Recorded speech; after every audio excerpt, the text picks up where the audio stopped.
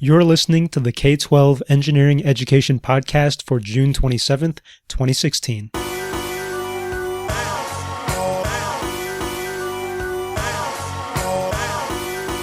This is the podcast for all the educators, engineers, entrepreneurs, and parents out there who are interested in getting kids into engineering at younger ages.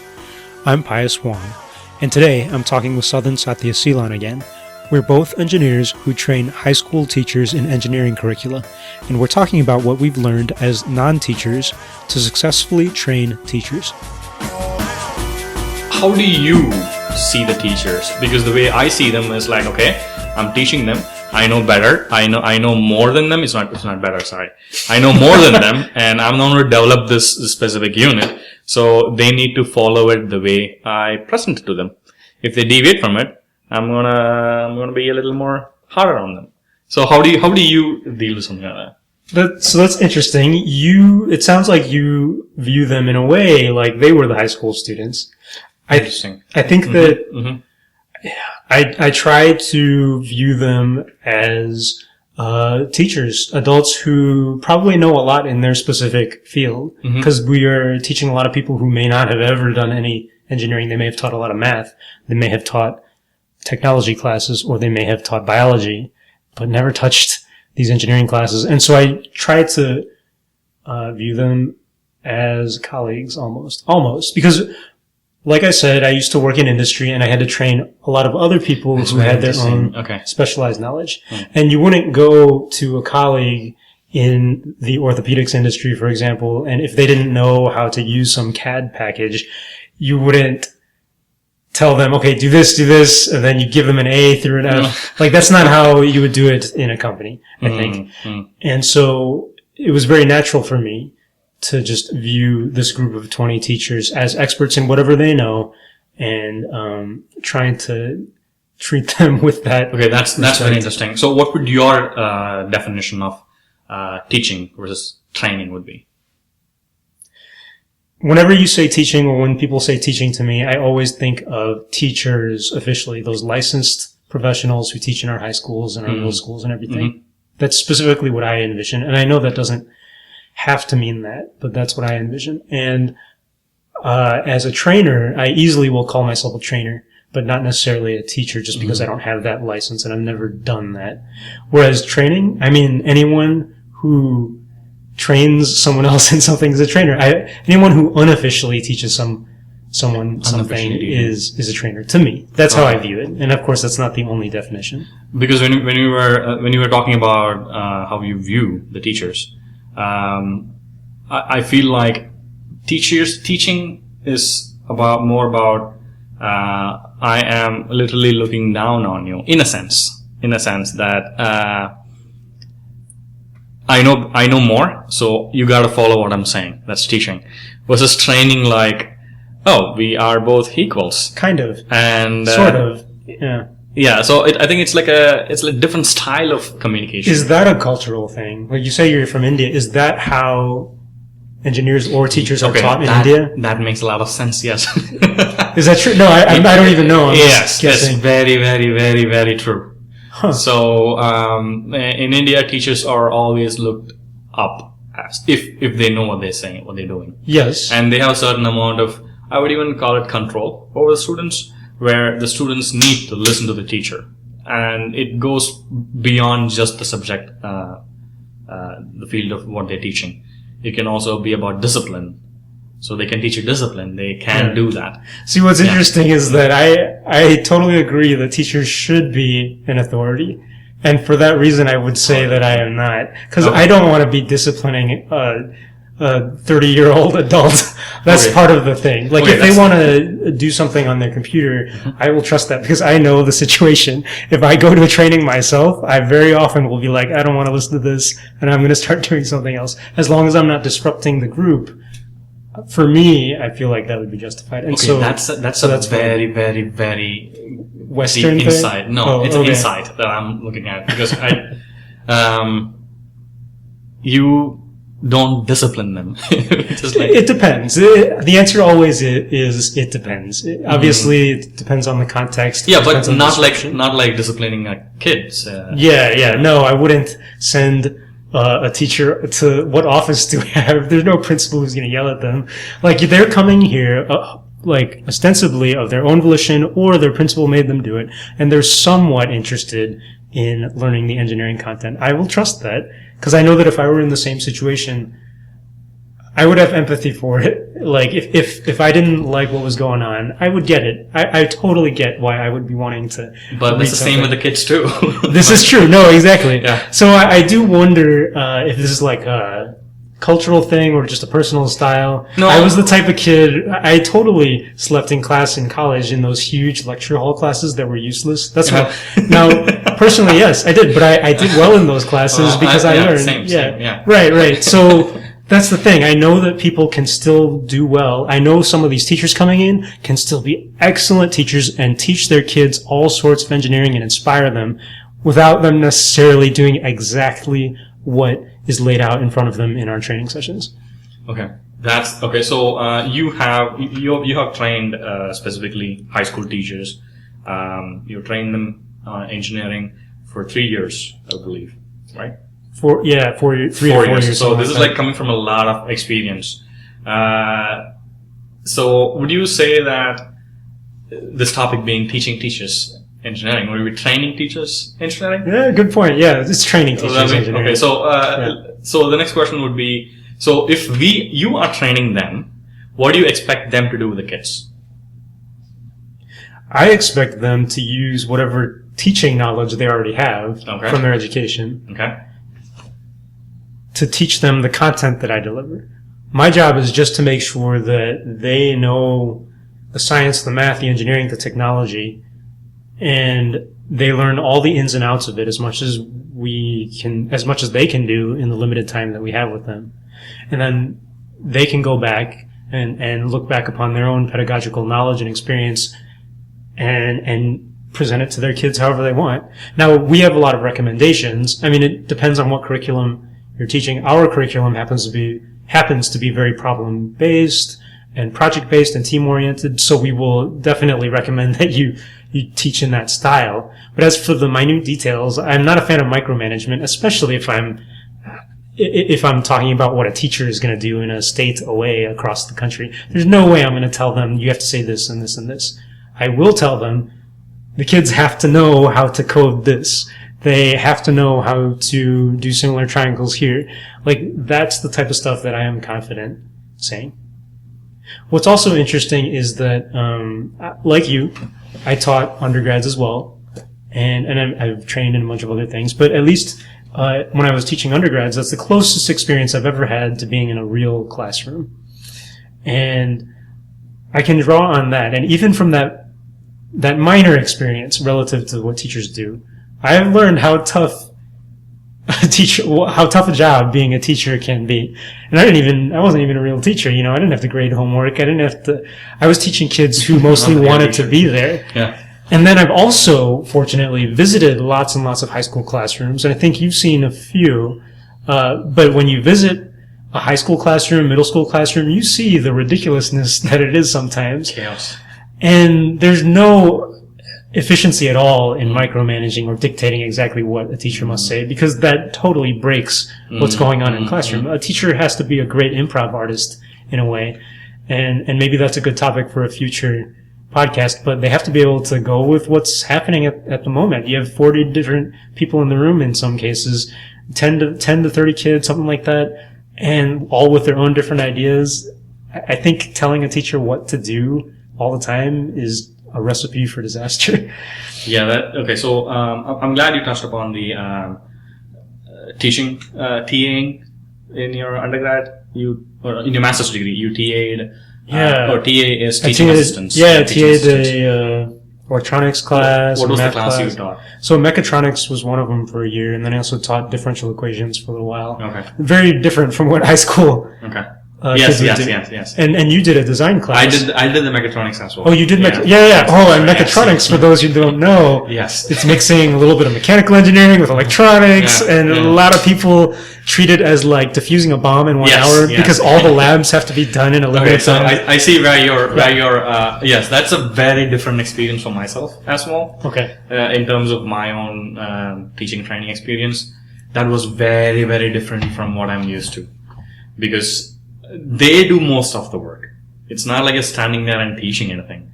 They have pre-tests where they go learn stuff that's required for the specific lab. They come in, and then you just guide them. You don't really teach them anything. That's awesome, actually, because I would say, and I think a lot of professional engineers would say that is more engineering. It's much closer to real engineering, where you just do stuff. You're the one thinking. You're the one doing the math. You're the one building the circuit. You're the one dealing with it when the LED explodes, because that happens. Yeah. And the TA is there to make sure you don't hurt yourself. Yes. That's how I felt too. And you don't waste time. And you're also encouraging a lot of people. You're not necessarily giving them the answer, but you're, like you said, you're guiding them there. And I think that experience that we've had, that's supremely useful. And that's the experience that I think teachers should have. When teachers go out to teach engineering specifically, especially at the high school level, those high school kids should be guided more. It's in between middle school and college. They should have that experience of being able to fail and having a little bit of pressure. It's like, I find like this is literally breaking their mode of comfort zone. Kind of. It's breaking the comfort zone. Especially compared to the traditional model of teaching where you're just lecturing and sitting up at the front of the class. I don't think engineering works like that, honestly. So that makes me wonder. So, we did talk about how, from your perspective, you want to teach or train the teachers, relating to them as colleagues. You want to train them that way. But then when it comes to them teaching the students, they adapt their own style, their own mode of operation. Now the question is, engineering is highly specific in terms of how it should be taught, in the sense that it's more open, it's more discovery based. And how we were doing the teaching, we just guide the students. So would you say that instead of the teachers just going there and teaching engineering just like physics or math that they do otherwise, do you think it's okay for them to do the same with engineering, or is it necessary for the teachers to also change the way they teach, adapt to what engineering is, and show the students, okay, this is what engineering is. It's mostly, they have to feel like they're engineers. That's the end goal, right?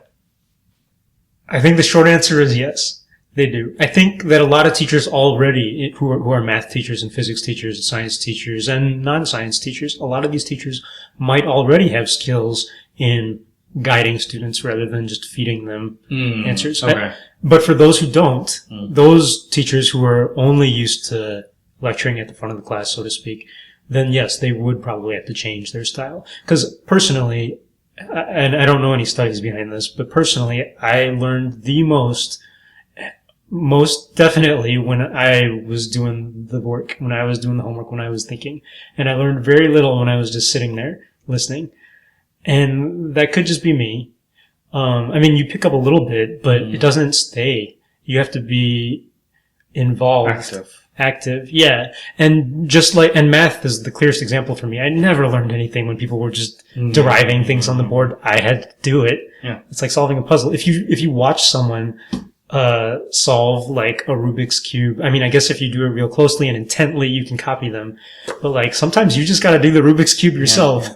That's how you're gonna learn how to do it. So it is like, it's literally describing engineering. Engineering is hands-on. Like, how else do you learn it? Yeah, and so it's one of those funny things. I have a friend who's a surgeon, and that is also learning hands-on. It's not design, but it's one of those things where, yes, you prepare as much as you can because you don't want to do something wrong, but eventually you have to do it. And so you have someone guiding you as you're cutting someone open, and that's, in a way, what I think this engineering teacher is doing. Fortunately, no one is going to get hurt in an engineering class, as long as the teacher knows what they're doing. Way less risk than a surgery. So that makes me want to ask you this question. You brought up the idea of safety, engineering classrooms. So when you are training the teachers, and you develop those projects, what are the safety concerns and how to avoid them, more than them. And it literally is not possible to tell them or teach them every single one of those things.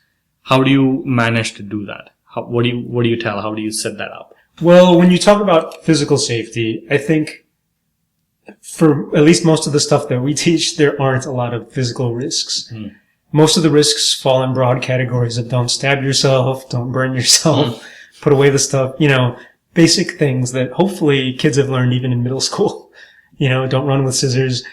If ever so the biggest risk that I've ever had in a training situation or a classroom situation was either in mechatronics or actually at work. So I used to work in a research lab where you easily could get injured if you put your body in the wrong place, and you might get crushed by a hydraulic testing machine, or you accidentally touch a cadaver and then you touch your face or something. Like, there's lots of bad things that could happen. Yeah.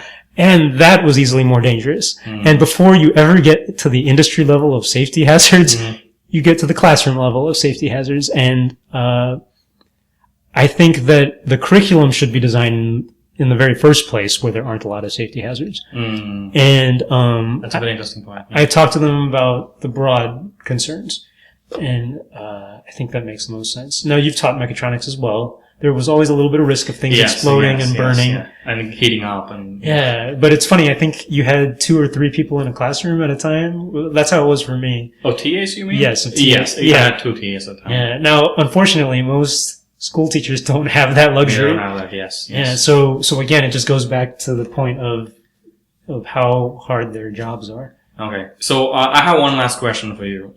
With your 4 years of training experience. Sure, and then I'll have a question for you as well. Okay, alright, awesome. Fair enough. Yeah. You can take back the host. No, for sure. End of it. Alright, so... you are our host today. Awesome. So, what if there's one... So, we know for a fact that we need more trainers like you. If we want to spread engineering to more high schools, we need more trainers. And the best people to do that is teachers themselves. They need to learn to train. So, if there's one piece of advice or suggestion that you have for them, what would that be when it comes specifically to the teachers training other teachers to teach engineering? I would have to answer that question from the perspective of just an engineer. I can't tell these teachers how to teach per se. Okay.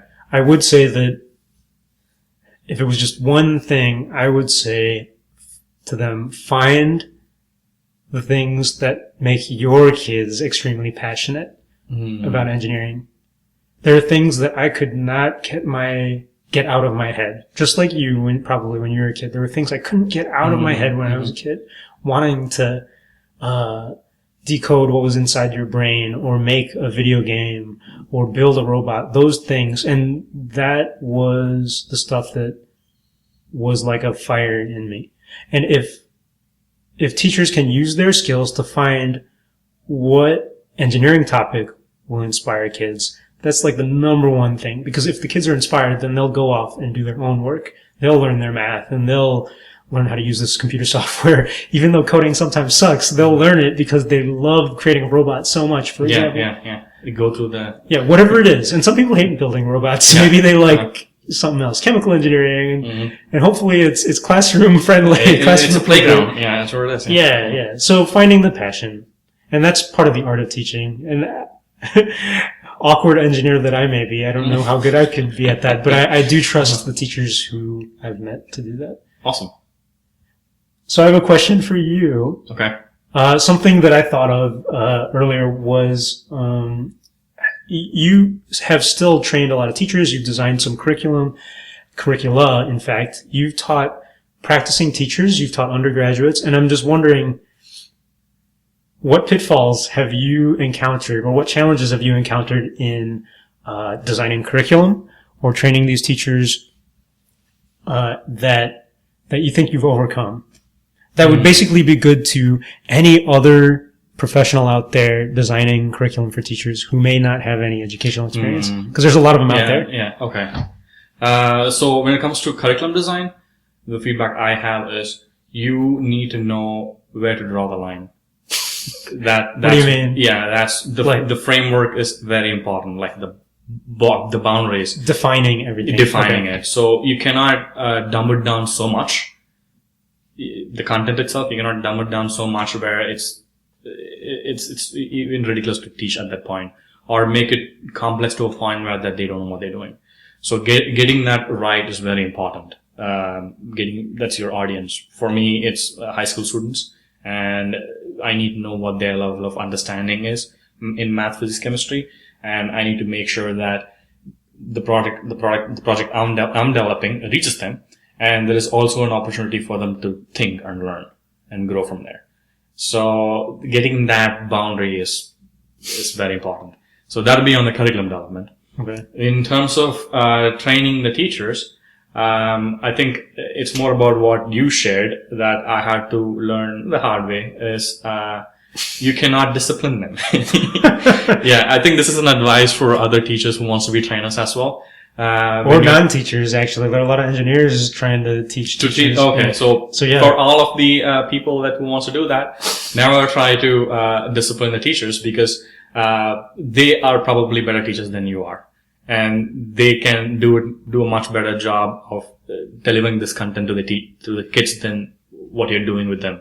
So the best possible way to do this is what Pius was, what you were describing. I hope. No, I've seen it work. I've seen it live. You doing that. Is treat them as colleagues. All you're doing is guiding them.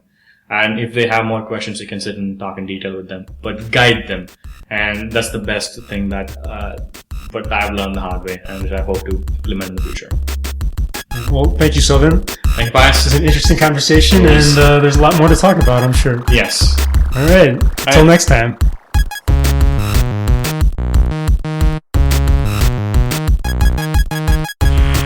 As always, know that the views expressed in this podcast are our own, and they are not necessarily the opinions of any schools, universities, or other organizations with which we might be connected.